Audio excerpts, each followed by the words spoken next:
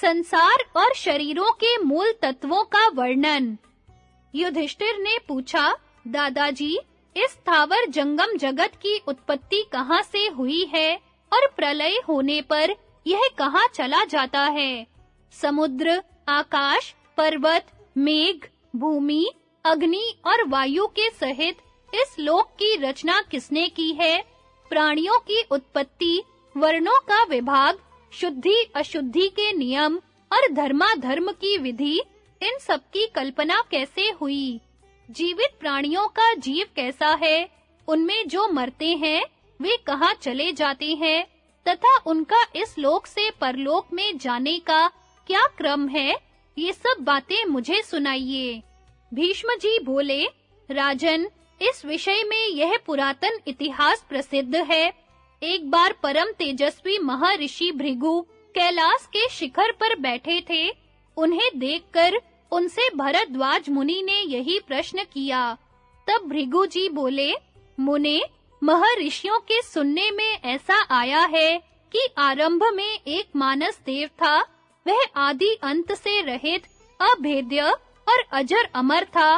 वह अव्यक्त नाम से प्रसिद्ध तथा शाश्वत, अक्षय और अविनाशी था।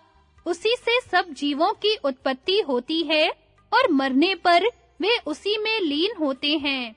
उस स्वयंभू मानस देव ने पहले एक तेजोमय दिव्य कमल की रचना की। उससे वेद स्वरूप ब्रह्मा की उत्पत्ति हुई। वह अहंकार नाम से भी प्रसिद्ध है और समस्त भूतों का आत्मा तथा उनकी रचना करने वाला है। ये जो 5 महाभूत हैं, इनका वास्तविक स्वरूप भी वह ब्रह्मा ही है। पर्वत उसकी अस्थियां हैं, पृथ्वी उसका मेद और मांस है, समुद्र रुधिर है, आकाश उदर है, पवन श्वास है, अग्नि तेज है, नदियां नाड़ियां हैं, चंद्रमा और सूर्य नेत्र हैं, आकाश सिर है, पृथ्वी पैर है और दिशा भुजाएं हैं। इस अचिंत्य पुरुष को जानना सिद्धों के लिए भी कठिन है। यही भगवान विष्णु हैं और अनंत नाम से प्रसिद्ध हैं। यह समस्त भूतों का आत्मा और अंतर्यामी है। जिनके चित्त मलिन हैं, वे इसे नहीं जान सकते। भरद्वाज ने पूछा, भगवन, आकाश, दिशा, पृथ्वी और वायु का कितना-कितना परिमाण है? यह बताकर मेरा संदेह दूर कीजिए। भृगु जी ने कहा, मुनिवर, यह आकाश तो अनंत है। इसमें अनेकों सिर और देवता लोग निवास करते हैं। इसी में उनके लोग भी हैं। यह बड़ा ही रमणीय है तथा इतना विशाल है कि कहीं इसका अंत ही नहीं दिखाई देता। ऊपर जाने वालों को पृथ्वी के नीचे चंद्रमा और सूर्य नहीं दिखाई देते। वहां अग्नि के समान तेजस्वी देवता स्वयं अपने प्रकाश से ही प्रकाशित रहते हैं, किंतु वे तेजस्वी नक्षत्र गण भी इस आकाश का अंत नहीं पा सकते, क्योंकि यह अनंत और दुर्गम है। आकाश ही नहीं, अग्नि, वायु और जल का परिमाण जानना भी देवताओं के लिए असंभव ही है।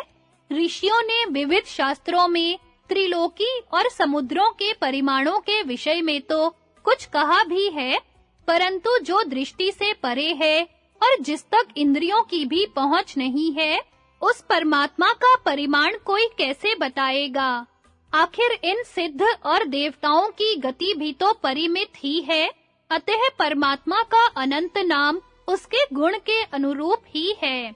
भरद्वाज ने पूछा, मुनिवर, लोक में ये 5 धातु ही महाभूत कहलाते हैं, जिन्हें ब्रह्मा ने सृष्टि के आरंभ में रचा था और जिनसे ये सब लोक व्याप्त हैं।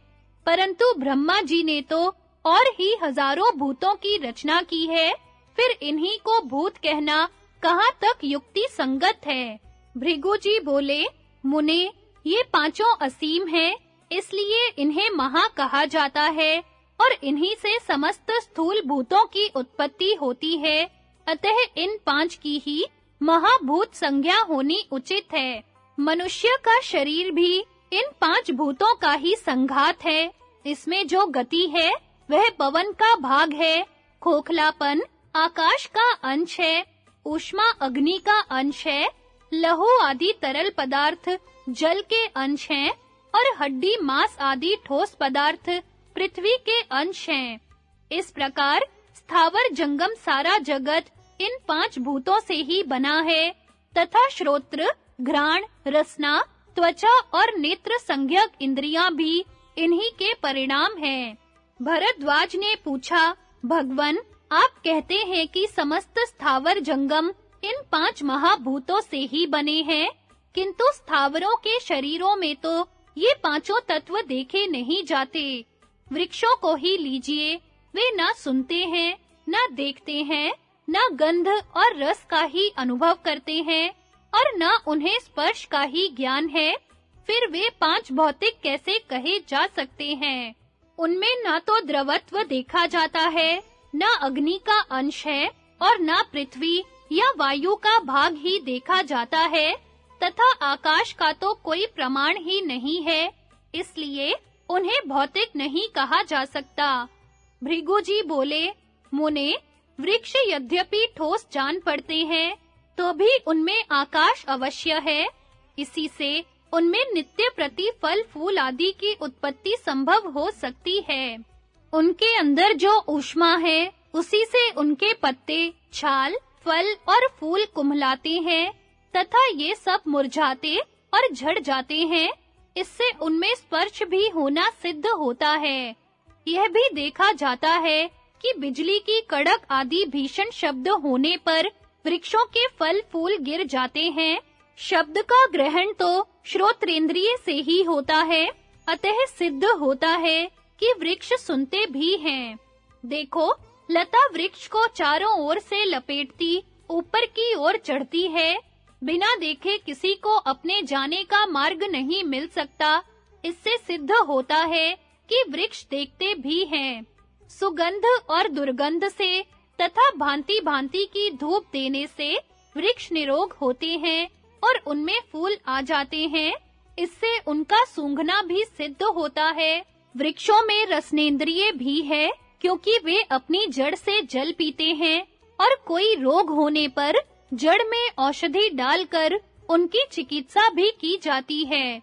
जिस प्रकार मनुष्य कमल नाल के द्वारा मुंह से जल खींचते हैं, उसी प्रकार वृक्ष वायु की सहायता से अपनी जड़ द्वारा जल पीते हैं।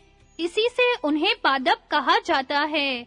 वृक्षों में सुख दुख का भी ज्ञान देखा जाता है तथा वे काटने पर फिर उग आते हैं। इससे सिद्ध होता है कि वे जीव युक्त हैं, अचेतन नहीं है। वे अपनी जड़ के द्वारा जो जल खींचते हैं, उसे उनके अंदर रहने वाले वायु और अग्नि पचाते हैं। इस प्रकार आहार का परिपाक होने से उनमें चिकनाहट आती है और वे बढ़ते हैं। जंगमों के शरीर में भी 5 भूत रहते हैं, किंतु उनके स्वरूप में भेद रहता है। शरीर में त्वचा, मांस, अस्थि, मज्जा और स्नायु, ये 5 वस्तुएं पृथ्वीमय हैं। तेज, क्रोध, चक्षु, ऊष्मा और जठरानल, ये 5 अग्निमय हैं। श्रोत्र, घ्राण, मुख, हृदय और उदर, ये 5 आकाश के अंश हैं।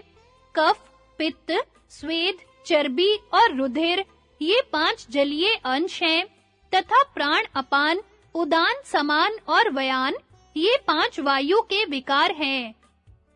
प्राण के द्वारा मनुष्य एक स्थान से दूसरे स्थान पर जाता है। व्यान से बलपूर्वक होने वाले कार्य करता है। अपान शरीर में ऊपर से नीचे की ओर जाता है।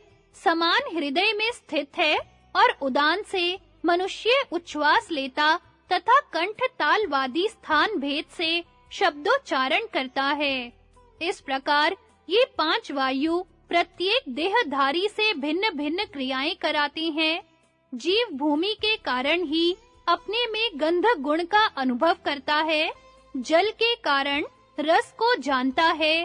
तेजोमय चक्षु के द्वारा रूप को देखता है और वायुमय त्वक से स्पर्श का अनुभव करता है। शब्द, स्पर्श, रूप, रस और गंध, ये पृथ्वी के गुण माने गए हैं। इनमें से मैं गंध के गुणों का विस्तार बताता हूँ। इष्ट, अनिष्ट, मधुर, कटु, निर्हारी, संहत, स्निग्ध, रुक्ष और विशद भेद से पार्थिव गंध 9 प्रकार का है। शब्द, स्पर्श, रूप और रस ये जल के गुण माने गए हैं। इनमें से रस ज्ञान का विस्तार सुनो। उदार चेता ऋषियों ने रस के अनेकों भेद कहे हैं। उनमें मधुर, लवण, तिक्त, कषाय, अमल और कटु ये 6 प्रकार के रस जलमय हैं। शब्द, स्पर्श और रूप ये 3 गुण तेज के हैं। रूपों का ज्ञान तेज से होता है और उनके अनेकों भेद हैं। हस्व, दीर्घ, स्थूल, चौकोना, गोल, सफेद, काला, लाल, पीला, नीला, अरुण, कठोर, चिकना, श्लक्षण, स्निग्ध, मृदु और दारुण ये 16 प्रकार रूप के हैं। शब्द और स्पर्श ये 2 गुण वायु के हैं। वायु का प्रधान गुण स्पर्श है और उसके अनेकों प्रकार हैं। उष्ण, शीत, सुखद, दुखद, स्निग्ध, विशद, खुरदरा, मृदु, रूखा, हल्का, भारी और अधिक भारी ये स्पर्श के 12 भेद हैं। आकाश का एकमात्र गुण शब्द ही है। वह कई प्रकार का है। प्रधानतया उसके 7 भेद हैं। षडज, ऋषभ, गांधार, मध्यम, पंचम, दैवत और निषाद। अपने व्यापक रूप से तो शब्द सर्वत्र है, किंतु विशेष रूप से इसकी उपलब्धि नगाड़े आदि में होती है। मृदंग, भेरी, शंख, मेघ और रथ की घरघराहट आदि में जो कुछ शब्द सुना जाता है तथा और भी जड़ चेतन आदि के द्वारा जितने प्रकार का शब्द होता है वह इन 7 भेदों के ही अंतर्गत है। इस प्रकार आकाश जनित शब्द के अनेकों भेद हैं और वह वायु के गुण स्पर्श से मिलकर ही सुना जाता है। जल, अग्नि और वायु ये 3 तत्व देहधारियों में सर्वदा जागृत रहते हैं। ये ही शरीर के मूल हैं और प्राणों में ओतप्रोत होकर शरीर में स्थित रहते हैं।